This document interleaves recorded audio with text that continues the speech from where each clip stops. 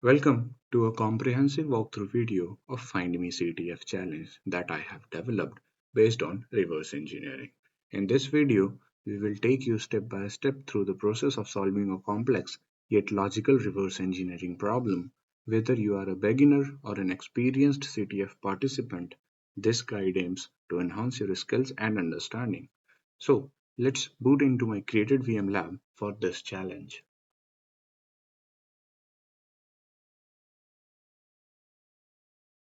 First, here we have a find me executable. So let's open the terminal and we use file command to know our binary file in detail. This binary is compiled without any pi, that is position independent executable, which means that every time you run this file, it gets loaded into the same memory address, which also means it's lacking ASLR, that is address space layout randomization. Here in this file, we can also see that this file is also not stripped, so it is still has all its symbol information. Our objective is to reverse engineer this binary to understand how it works and extract the information needed to solve the challenge. So let's run the binary first to see the current working of it. Here you can see it does not matter what input we provide, it returns the same output. Let's also look into the strings if any flag is unhidden in plain text. Strings that we already encountered, is there. Here we can also see finally you find me string there, but there is no flag here, right? I have also set up the Ghidra application directly in the desktop here. So just fire it up. As the binary file is no pi, so we do not need to worry about the different memory addresses. Now we have to go to the functions in the symbol tree panel and we have to locate the main function here.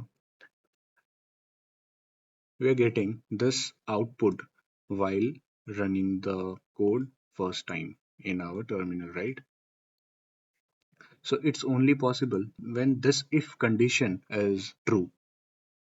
The other if condition where I_var is not equals to 1, it calls a secret function here.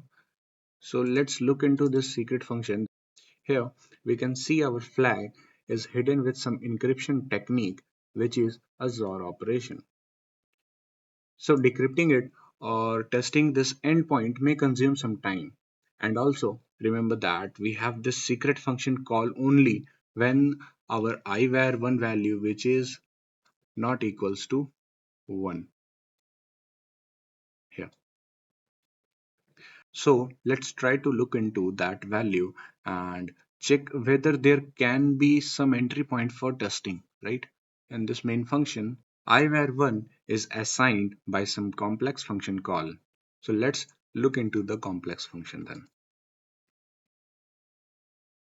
As this function is performing some mathematical operations as seen in the disassembler and it's returning value 1, so our motive is to change it and make sure that it have any other value other than 1. Initially at this address local 14 gets initialized and assigned some value, that is 0x4, where the decimal is 4, right? So 4 value is assigned to local 14 and some LEA operation, that is low defective address, performed SAR operation, that is shift arithmetic right, is performing at this address with a decimal of 2, and after that a sub function, that is normal integer subtraction, is also being performed here, right? And at very last of this entire mathematical operation, local 18 gets returned from this address, which is giving us the value 1. So it's a simple math that if we update any single value, then there is a high chance of getting some other calculated output from this complex function. Now let's run this binary file in debugger mode only. Here we are using GDB pond dbg tool to see all the functions. Here we have a command, and here we can see our main function, our secret function, that is the where the flag is hidden or encrypted using the XOR encryption. Here is our complex function also, which returns value 1 to ivar1 variable. So we have to deal with this complex function and make sure that it returns any other value other than 1. So let's set the breakpoint here at complex function and now run it and make it a stop on our desired breakpoint. Here, this address of our complex function is referencing to this pointer address. Hit N for next to let the program to assign the value 4, that is here, to this pointer.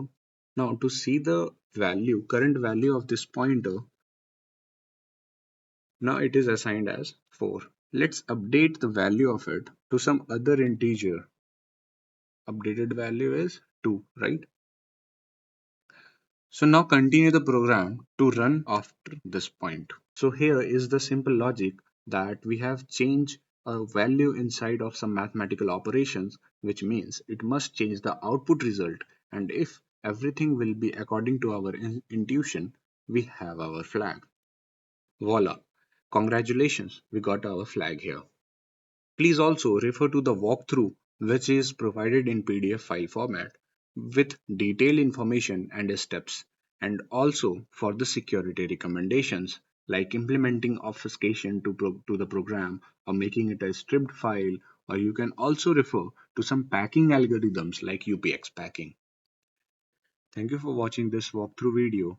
Hope you find this challenge and walkthrough interesting.